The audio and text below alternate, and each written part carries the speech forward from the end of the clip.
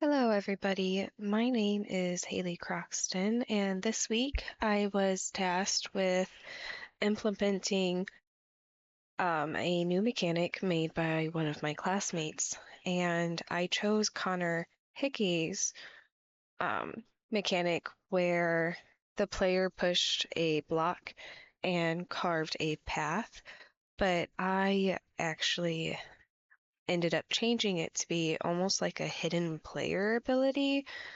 Um, and I had it set up so that way once the tile appears, the player has 3.5 seconds to move to the next tile before it disappears. And in this next level, you will see. So I have my original ice tiles, and in this level, I also have the new mechanic that I have made. So here is the original puzzle solution. But if you come over here, you'll see that there is a hidden path and it starts to disappear. And in my next one, I have another hidden path for the solution. And I have a fake solution set up here. So the player is almost tricked in a couple of different ways to make this the solution. But the real solution is way down here using the hidden path mechanic.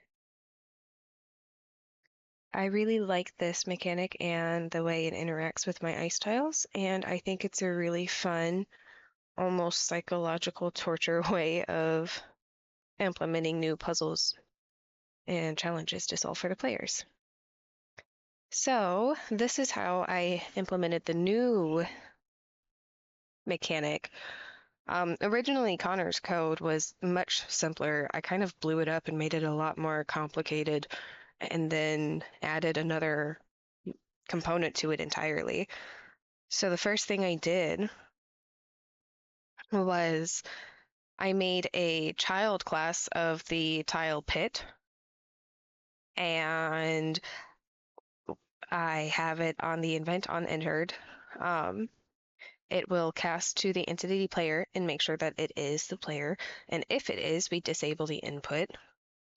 So that way the tiles can change its tile type and the player won't get stuck and trapped there. This was the only way I can honestly get this to work with the branch because I was kind of troubleshooting with a problem I had that I'll get to in a second. But I did this condition to check to see if the floor is already a hidden floor ref, which it never will be. It should always just be um, a, it should always be the tile hidden path. Anyways, so once it's false, we update the tile to a not so hidden path, which is just over here. It's a floor tile with added functionality. And then we enable the player movement again, so that way we can move the player. And then once we come over here, we do the same thing. Is this player? Yes, it is. It should always be the player. If it is, then we wait 3.5 seconds and then we change the tile to a pit tile so that way the player cannot enter it again and they will fall. But yeah, that is the entirety of my mechanic. I appreciate you watching my video and I hope you have a great rest of your day. Bye.